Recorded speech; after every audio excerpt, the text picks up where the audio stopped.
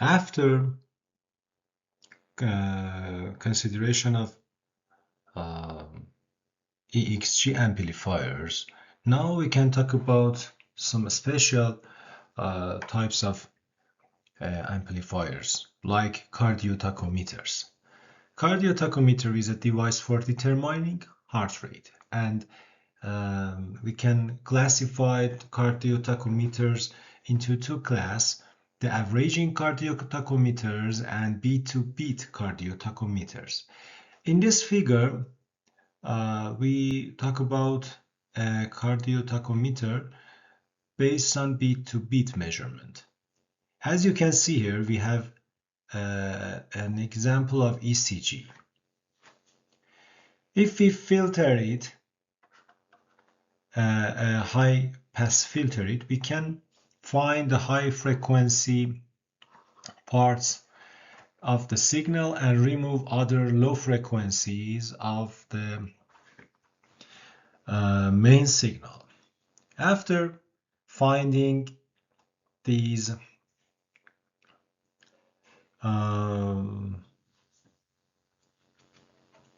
high pitch location that mention the location of location of R wave. Now we can find the heart rate based on R to R interval. After finding the time of the R to R interval, we can use the inverse of the R to R interval to find the heart rate. Okay, we have a high pitch wave here, and in this proposed method, they generate a P1 based on the rising edge of this high pitch part, and P2, a pulse P2 for the falling edge. And after summing P1 and P2 and invert it, we can find the P3. P3 is high, is 1 in all time, and is 0 at the filter signals impulses, as you can see. And now you can use P3 to trigger a timer. When P1 when P3 is 1, the timer will count, and when the P3 is 0, the counter will be off.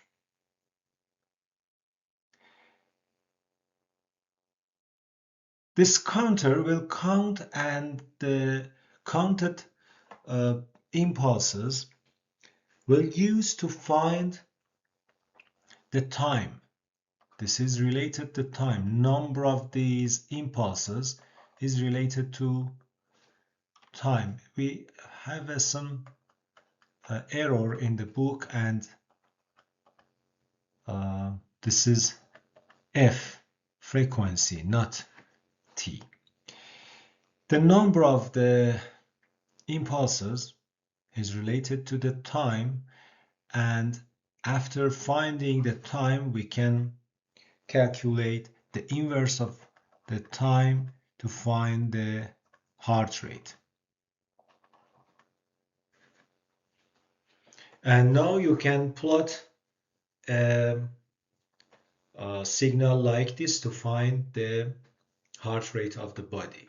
This is a simple way to find the heart rate by utilizing cardiotachometers. And also we can use some integrators for electromyograph devices. For example, we want to find the strength of the contraction of the muscle. This is the main EMG. This is the absolute of EMG. As you can see, all the signals are positive. And now we can feed the signal, all the signal, to an integrator. Integrator starts from a voltage, and you can see this is an invert. This is a inverse integrator.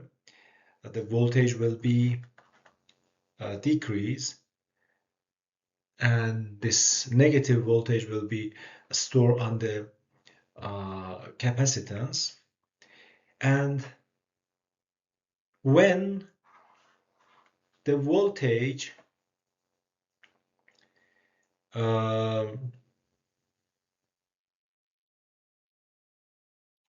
the travel charge by these voltage reach to a level, to a specific level, the system automatically will reset the capacitance. As you can see here, P1 generated by the system, automatic system, and reset the capacity and come back to the V3 voltage, as you can see. And if the, as you can see, if the contraction is high, the strength of contraction is high, the integrator will reach to that V1 sooner than the previous one. If the contraction's strength is high, less time is needed to reach to the V1, to the threshold V1. And using this system, the physician can find the level of contraction. If the time between resetting is low, is small, it means that the contraction is high.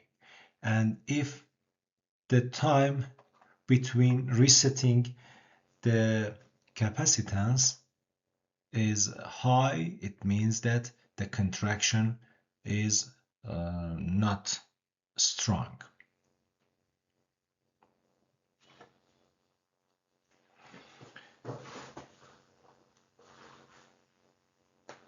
And as you can see and read, it is frequently of interest to quantify the amount of EMG activity measured by a particular system of electrodes.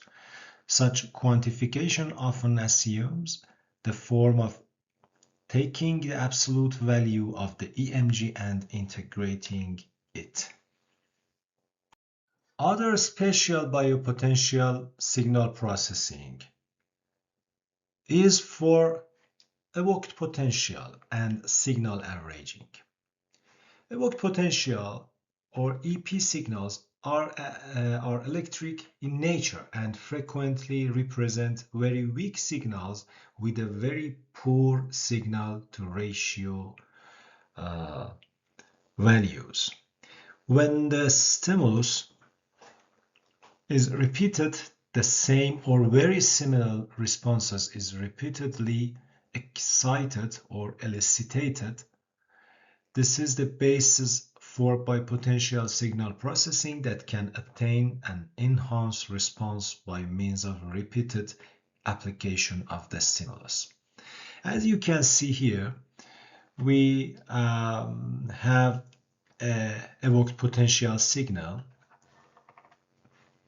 Many responses, for example, hundreds of responses, will be recorded. These are EEG in their inherent features.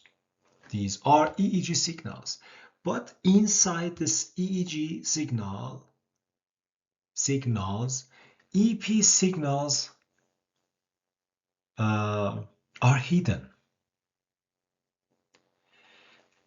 When we record plenty of these EEG signals, after summation of these EEG signals, because of the stochastic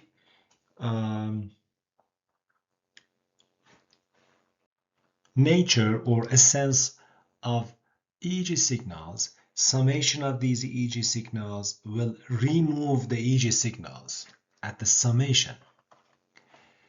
And because of the non-stochastic essence of EP signals, the EP signals will be extracted from these EEG signals. As you can see, this signal was hidden in all those EEGs, but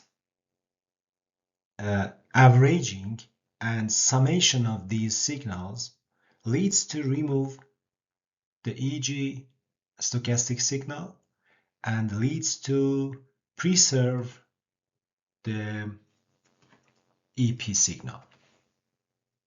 Following the other potential signal processors, we want to talk about fetal ECG. As you can see here, fetal ECG F wave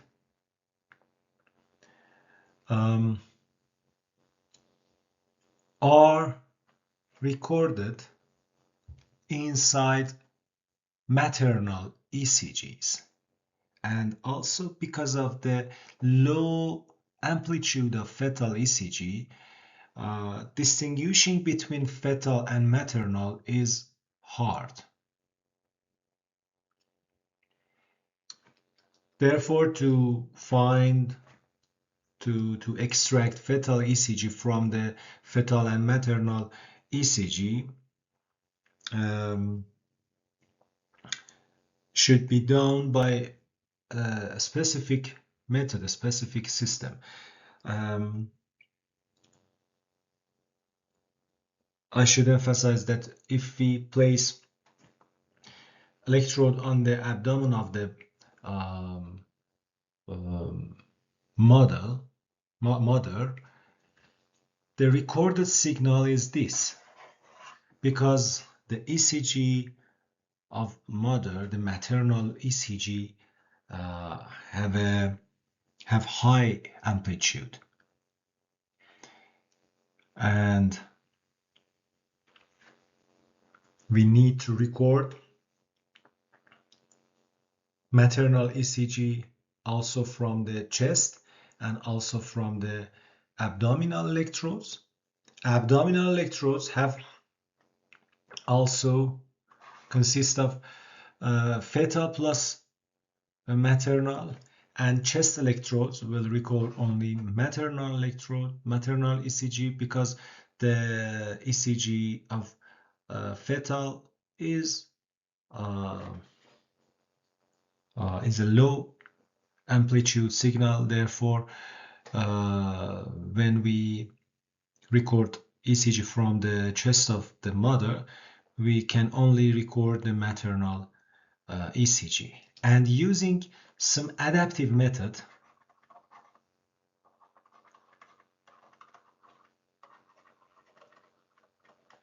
we can remove maternal from the fetal plus maternal, and after this adaptive method, now we have only fetal signals, and we can display it, record it, and send it to the stations.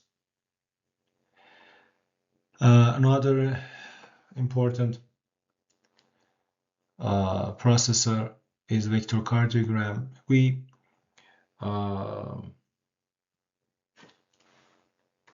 used to talk about two-dimensional ECG, but vectorcardiograph is a three-dimensional ECG with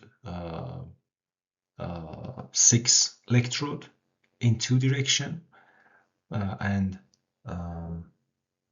it provides us to record a three-dimensional ECG instead of a two-dimensional common ECG.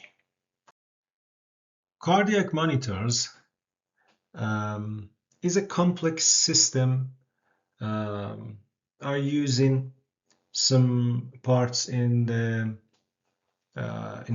hospitals, and we want to record some data from the patient, for example, data from the respiratory system, from pressure, blood pressure system, temperature, ventilation, ECG, maybe EEG, and all these data will be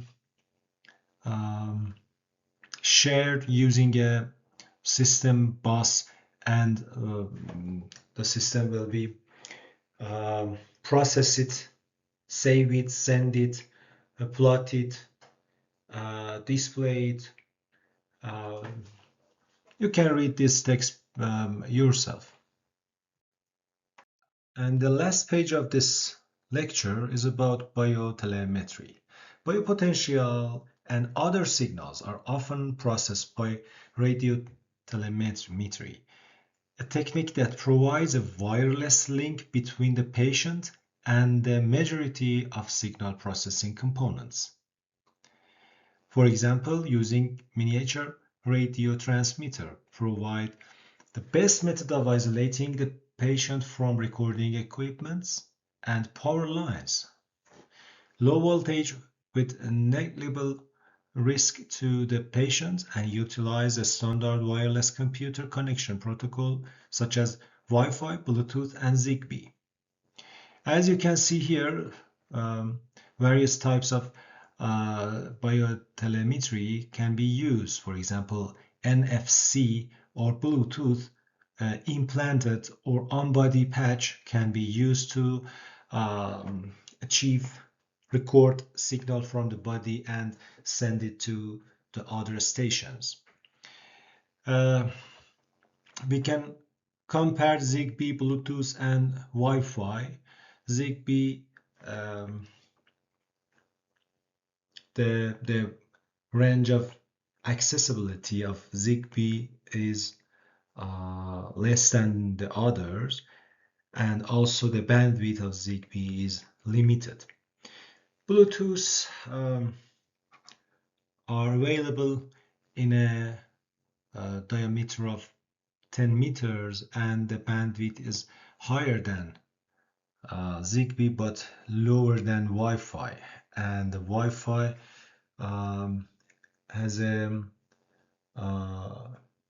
has covered a direct connection of 100 meters with a high frequency band, and it can transmit the most data in compared to the other standards.